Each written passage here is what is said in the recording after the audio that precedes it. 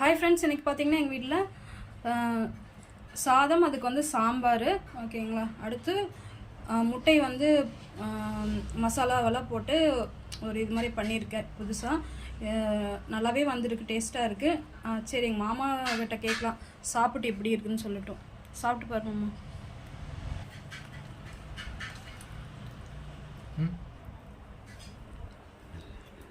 எப்படி இருக்கு? எப்படி இருக்கு?